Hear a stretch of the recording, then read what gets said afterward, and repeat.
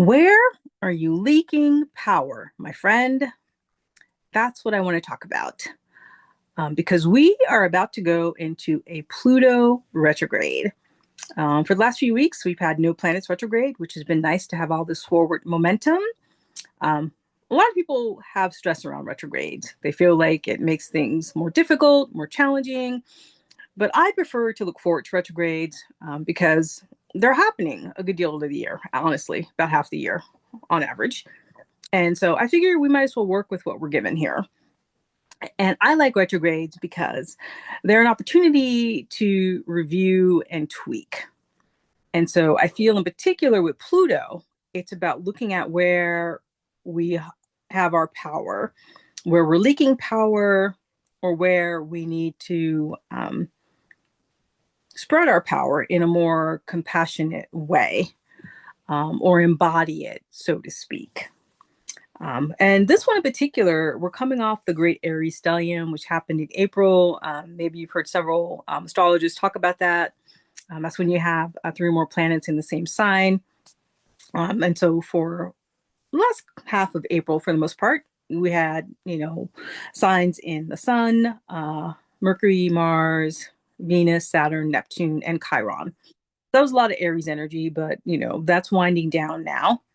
And I feel like that got kicked up because it was really about looking at where we experience our anger. How do we have a healthy relationship with anger, expressing ourselves? Because when you can integrate your anger, that can be a great impetus or way to tap into your innate power.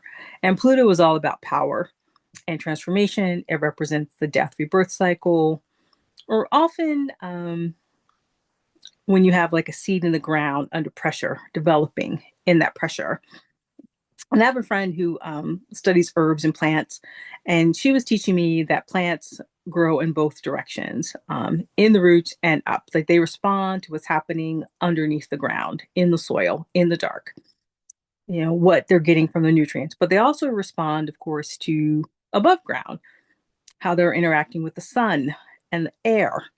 And I feel like that's what we're doing as well. Like that's kind of a great analogy for our spiritual journey. Like we have what's going on internally, what we're analyzing, what we're becoming aware of, what we're feeling, what we're processing. And then we're also reacting to what's happening around us outside in our world, how we're interacting with people in our world, maybe our clients or our friends or our family. Like both are communicating with each other in the same way that what happens below the ground communicates to the plant or the seed, and what happens above the ground communicates to the plant or the seed. And I feel like that is a great analogy for any Pluto transit or a Pluto retrograde in particular.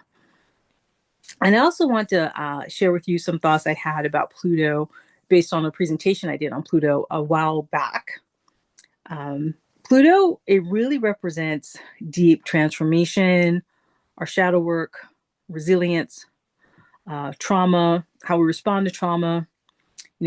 When life breaks us down, how do we rebuild ourselves? How do we renew ourselves? The astrologer Christopher Renstrom, he says that Pluto can also represent our tenacity for life, the part of us that clings to life and survival, no matter how daunting the circumstances. And I'm looking down at my notes, so if you see me do that, that's what's going on there. And Pluto transits can be difficult. Pluto retrogrades can be difficult too, especially if you have a challenge with expressing your power, standing up for yourself, showing up for yourself. Pluto invites us to do that. Pluto will also break down what is not sustainable. And it's usually when you're not expecting it.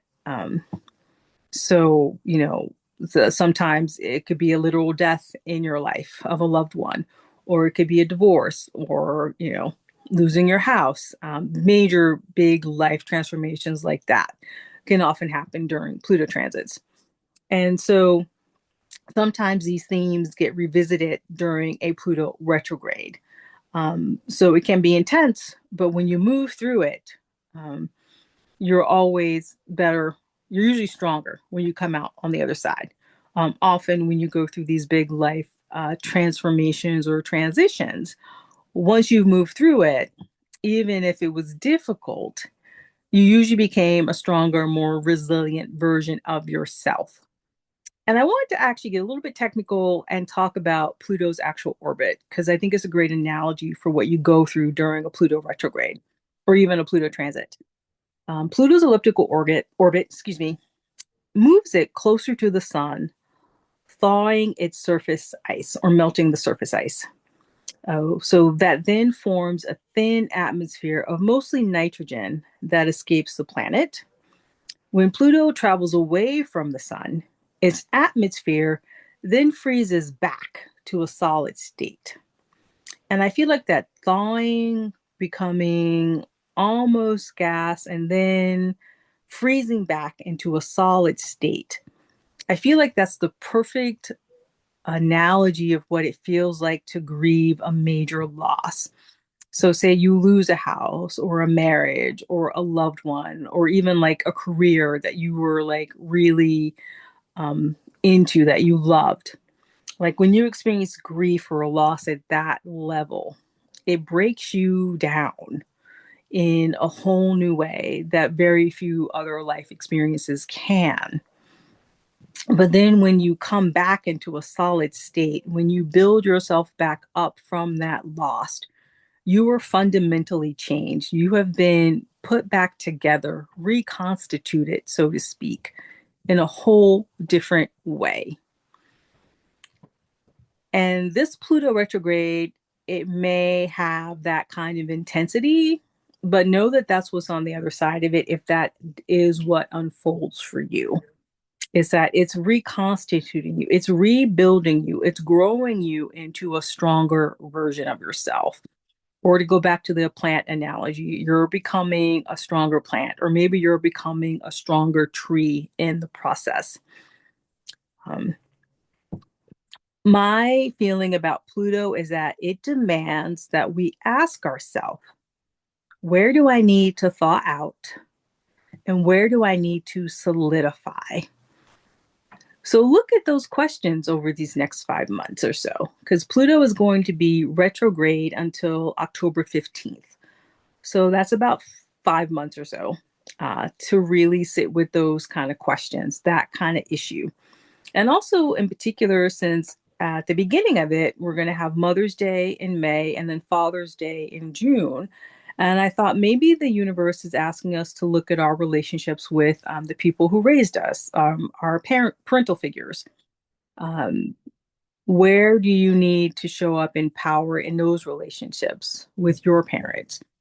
Where do you need to reparent or inner parent yourself? And if you have children, what kind of parent are you becoming? Where are you at on that journey? What does it look like for you?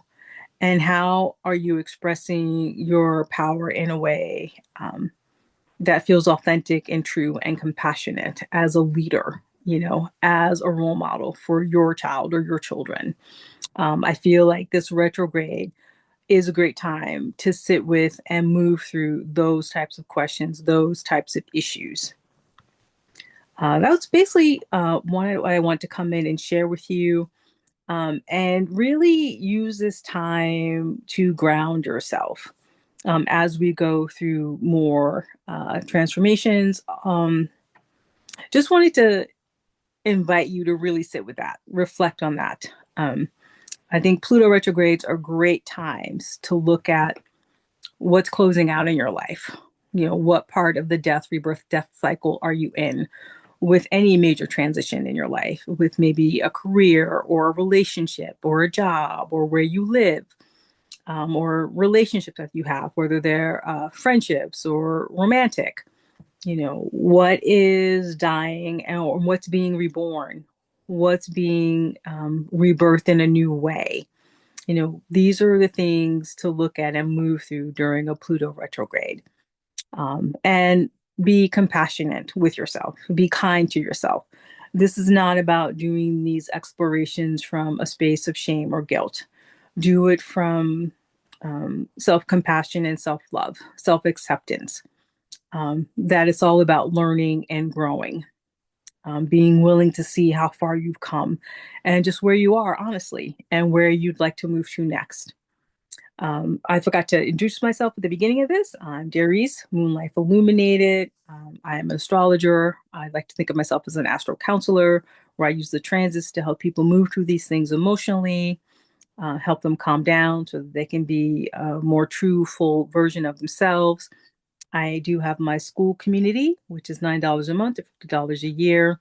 I also have a one-to-one 30-minute session called Witnessing You, where I can help you see more of yourself, what's keeping you from living from your zone of genius.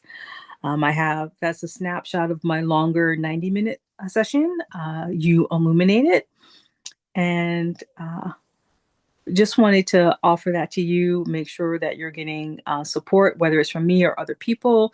If you're working with other therapists, healers, shadow work, doing that sort of thing, and continue to, do all the other self-nurturing things, staying hydrated, eating healthy, exercising, meditating, and, really being true to who you are. Help you, all of those things help you stay in your body and be more grounded.